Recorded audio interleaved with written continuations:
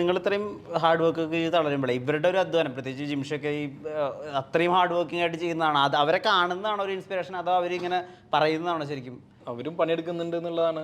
അവര് ജസ്റ്റ് ഒരു ഡയറക്ടറായിട്ട് ഇങ്ങനെ നിൽക്കുക, നമ്മൾ പോയി പണിയെടുക്കുക, നമ്മൾ നല്ലല്ലോ. ക്രിയേറ്റീവായിട്ടും ഫിസിക്കലി അവര് ഭയങ്കരമായിട്ട് നമ്മുടെ ഒപ്പം തന്നെ ഉണ്ടായിരുന്നു. ഇപ്പോൾ റഹ്മാൻക്ക് വെയിറ്റ് ട്രെയിനിങ്ങിനാണെങ്കിലും ബോക്സിങ്ങിനാണെങ്കിലും ഞങ്ങളുടെ കൂടെ ഉണ്ടായിരുന്നത്. ജിംഷിക്കൊക്കെ തോന്നുന്നു ഇപ്പോഴും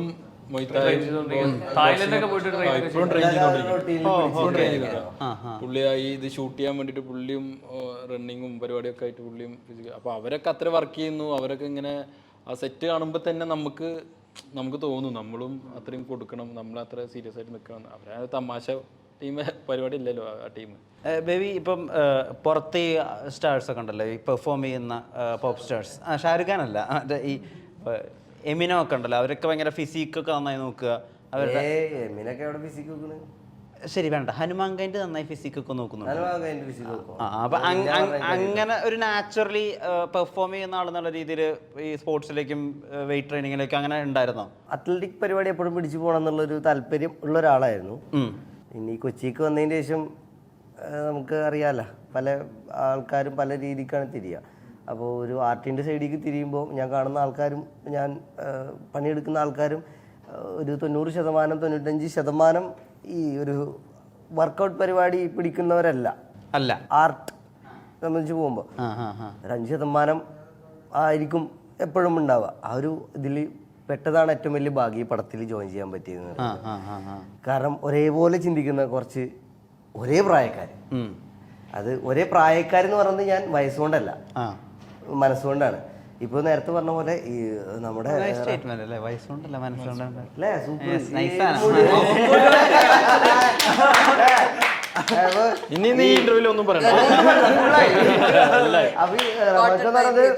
നമുക്ക് നമ്മുടെ ഫിസിക്കലി റൊട്ടീൻ പരിപാടി, ഡേ ടു ഡേ പരിപാടി നോക്കിയാൽ മതി. പക്ഷെ ഇതിന്റെ റമക്ക് വരക്ക് എന്ന് പറഞ്ഞാൽ ഓരോ ക്യാരക്ടേഴ്സിൽ കൂടെ ഡെയിലി 10 വട്ടം പോയിട്ട് കയറി ഇറങ്ങി വരികയാണ്.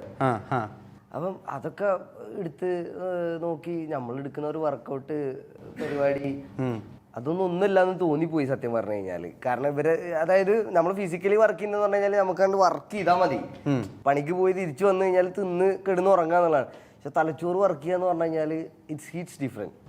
ആ ഒരു സാധനമുണ്ട്, അതിൽ സമ്മതിച്ചു പോയി. അപ്പം ഞാൻ ഇപ്പൊ നിങ്ങൾ ചോദിച്ച കാര്യത്തിന്റെ ഒരു പരിപാടി അതൊന്നും ഒന്നല്ലാന്ന് തോന്നിപ്പോയൊരു പരിപാടിയാണ് ഈ സിനിമ എന്ന് പറഞ്ഞതും ക്രിയേറ്റീവ് സൈഡ് എന്ന് പറയുന്നത്. കുറച്ചുകൂടെ ഹെവി ഇൻസൈഡ് പരിപാടി.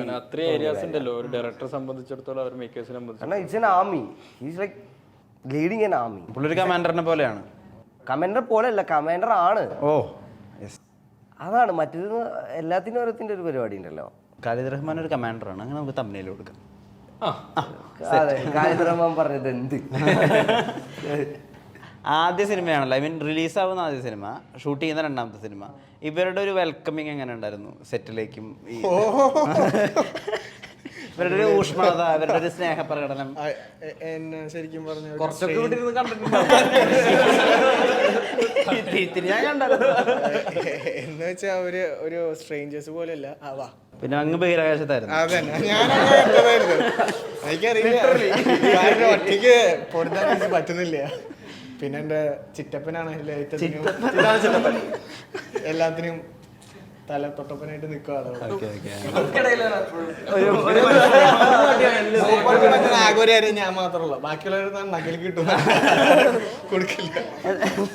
പുള്ളിയുടെ ഒരു ഷോണിനെ ഞങ്ങൾക്ക് എല്ലാവർക്കും ഭയങ്കര ഇഷ്ടമാണ്.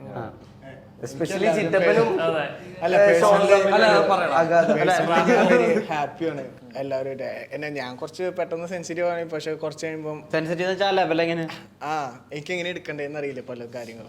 പക്ഷെ അത് ഞാൻ പഠിച്ചു. ഈ പടം കഴിഞ്ഞപ്പോഴേക്കും ശിവയാണ് അതിന്റെ പ്രധാനപ്പെട്ട ഒരു നേതൃത്വം വഹിച്ചത്. എങ്ങനെ എടുക്കേണ്ടത്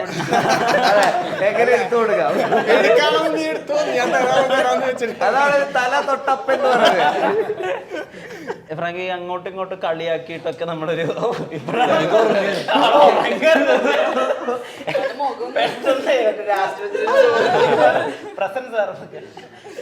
ഈ അങ്ങോട്ടും ഇങ്ങോട്ടും കൂട്ടുകാരെ പോലെ കളിയാക്കി നമുക്ക് എല്ലാം സീനിയർ ടു ജൂനിയർ അതൊന്നും നോക്കാതെ സംസാരിക്കാൻ പറ്റുന്നത് ഈ സിനിമയിലേക്ക് ജോയിൻ ചെയ്യാനും അല്ലെങ്കിൽ പ്രോസസ്സ് മൊത്തം എൻജോയ് ചെയ്യാൻ ഒരു എളുപ്പം ഉണ്ടാക്കിയിട്ടില്ലേ? ഓഫ് കോഴ്സ് ഞാൻ ഓൾറെഡി ലുക്കിൻ്റെ ഒപ്പം വർക്ക് ചെയ്തിട്ടുണ്ട്.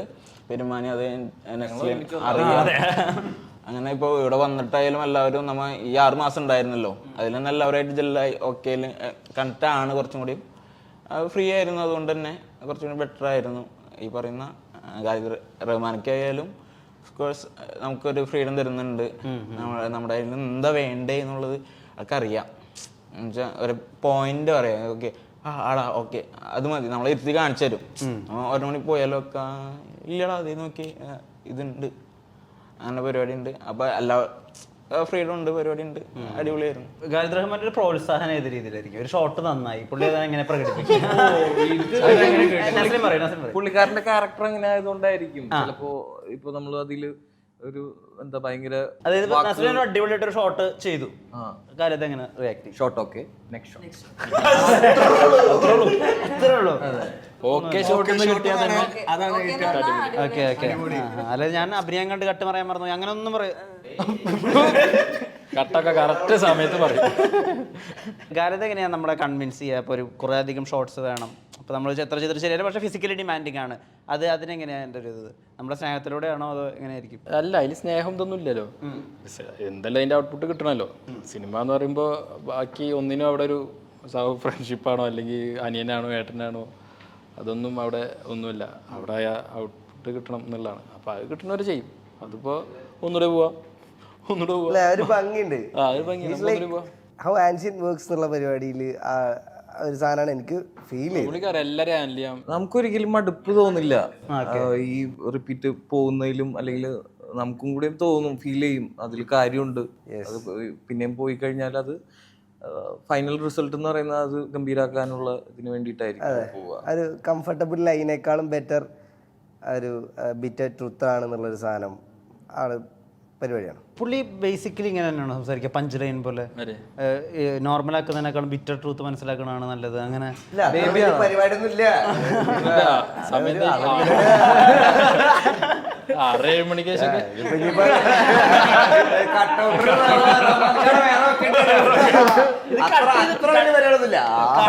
ഇൻസ്റ്റാഗ്രാമിൽ ഷോർട്സ് ആക്കി ഇടാം.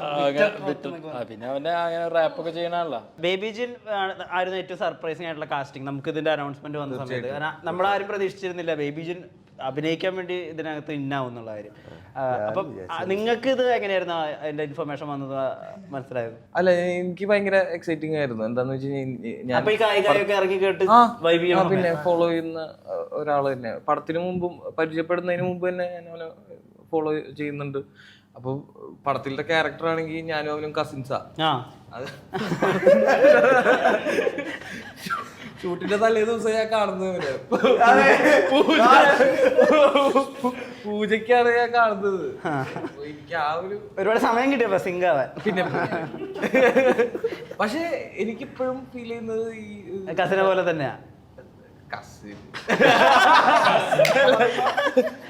കൂടി പോയി. അല്ല, എനിക്കിപ്പോഴും ഈ ഒരു ജേർണിയിൽ അവനും കൂടെ ഉണ്ടായിരുന്ന പോലെ തന്നെ എനിക്കിപ്പോഴും ഫീൽ ചെയ്യുന്നത്. ഇപ്പൊ ഈ ട്രെയിനിങ് പരിപാടി അല്ലെങ്കിൽ കുറച്ച് മുമ്പേ തുടങ്ങിയെന്ന് പറഞ്ഞല്ലോ, 6 months ജേർണി. അല്ലെങ്കിൽ എനിക്ക് കുറെ മുമ്പ് അറിയുന്ന ഒരാളെ പോലെ തന്നെ ഇപ്പൊ എനിക്ക് ബേബി